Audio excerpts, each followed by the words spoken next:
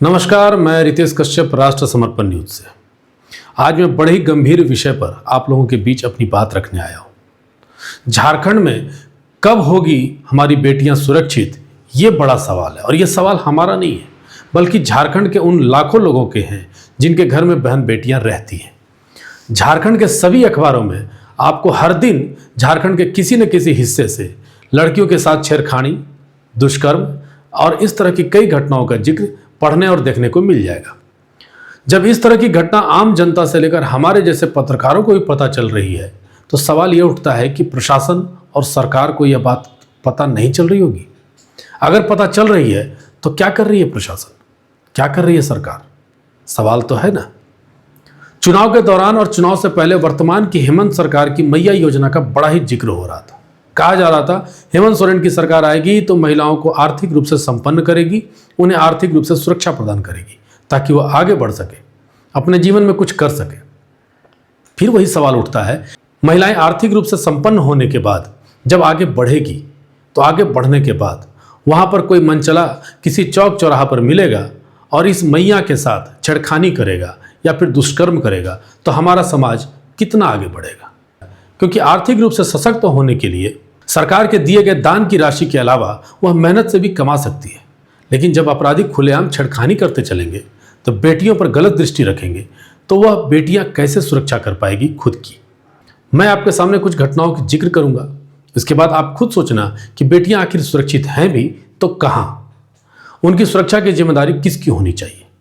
चलिए सबसे पहले बात करते हैं गिरिडीह के बगोदर की। यहां भी दो घटनाएं घटी। पहली घटना एक बच्ची के साथ हुई। बच्ची मात्र 9 वर्ष की थी, जिसके साथ 51 वर्ष का एक व्यक्ति जो आरोपी है उसने दुष्कर्म किया। यह घटना 25 दिसंबर की है। इसके बाद दूसरी घटना आज से 3 दिन पूर्व यानी 23 दिसंबर की है। यह भी बगोदर की है। मात्र 4 साल की बच्ची के साथ 17 वर्ष के लड़के ने दुष्कर्म किया था। इस घटना के बारे में पता चला कि उसे बहला फुसलाकर लड़का अपने साथ ले गया और उसके साथ गंदी हरकत की।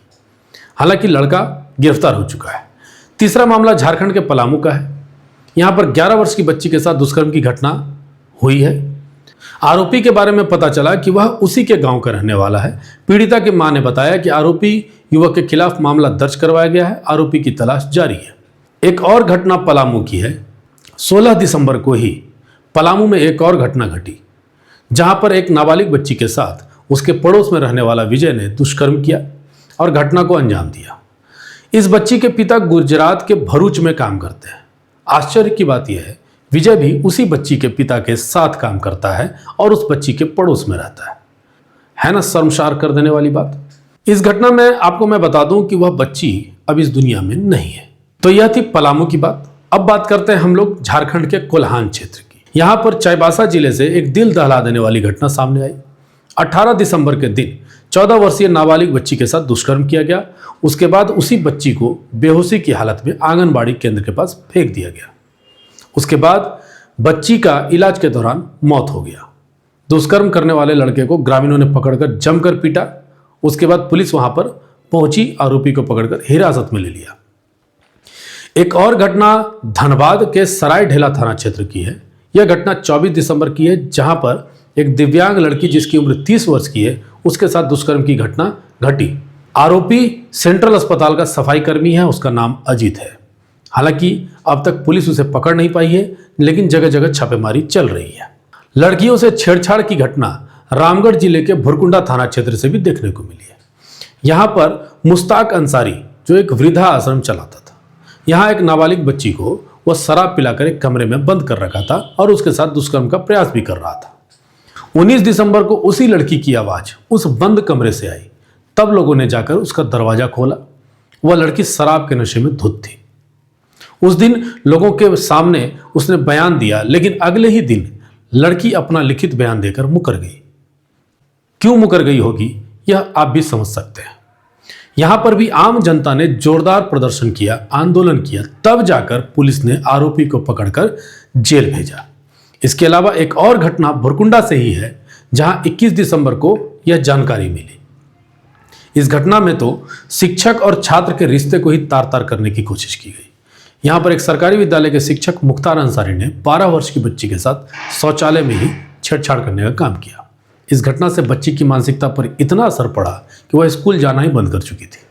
लेकिन उसके माता पिता जब उसे स्कूल ले गए, समस्या पूछी, तो उसी शिक्षक की ओर इशारा करते हुए सारी घटना बताई। इस घटना की शिकायत के बाद भी लोगों को शिक्षक को गिरफ्तार करने के लिए काफ़ी हंगामा करना पड़ा, तब जाकर यह शिक्षक गिरफ्तार हुआ।